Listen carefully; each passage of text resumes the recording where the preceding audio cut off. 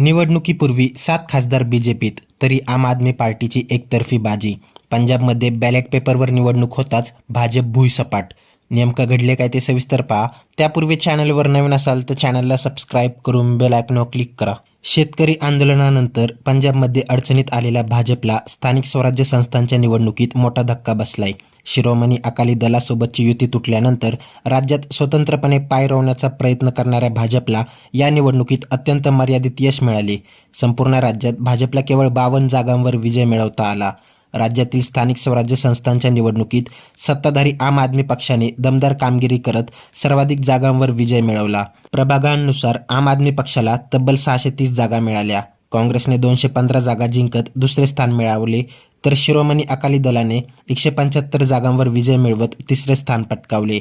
अपक्ष आणि इतर उमेदवारांनीही 214 जागांवर विजय मिळवला. आम आदमी पक्षाच्या 7 राज्यसभा खासदारांनी भाजपमध्ये प्रवेश केल्यानंतर पंजाबमध्ये आपला फटका बसेल अशी चर्चा होती. मात्र महानगरपालिका, नगरपरिषद आणि नगरपंचायत निवडणुकात आपने मोठे यश मिळवत विरोधकांना धक्का दिला. मुख्यमंत्री भगवंत मान यांच्या नेतृत्वाखालील कामांवर जनतेने विश्वास दाखवल्याचे या निकालातून स्पष्ट झाले असून 2027 विधानसभा निवडणुकांपूर्वी पक्षाने आपली ताकद सिद्ध केली आहे. शेतकरी आंदोलनादरम्यान केंद्र सरकारच्या कृषी कायद्यांविरोधात पंजाबमध्ये मोठ्या प्रमाणावर नाराजी निर्माण झाली होती. त्यानंतर भाजप आणि अकाली दलाची दीर्घकालीन युतीही तुटली.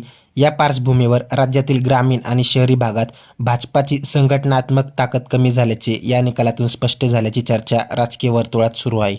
काँग्रेसने काही भागात पुनरागमनाचे संकेत दिले असले तरी सत्ता मिळवण्यासाठी आवश्यक अशी लाट निर्माण करण्यात पक्षाला यश आले नाही. तर एकेकाळी पंजाबच्या राजकारणात प्रभावी असलेल्या शिरोमणी अकाली दलाला तिसऱ्या क्रमांकावर समाधान मानावे लागले. दरम्यान गेल्या काही महिन्यांपासून पंजाबमध्ये आम आदमी पक्ष आणि भाजपमध्ये राजकीय संघर्ष अधिक तीव्र होताना दिसत आहे. यावर आता तुम्हाला काय वाटतं ते कमेंट करून नक्की कळवा. व्हिडिओ आवडल्यास लाईक करा, शेअर करा, सबस्क्राईब करा आणि बेल आयकॉनवर क्लिक करा. तसेच आमच्या फेसबुक पेजवर नवीन असाल तर सत्य मराठी या फेसबुक पेजला फॉलो नक्की करा. धन्यवाद.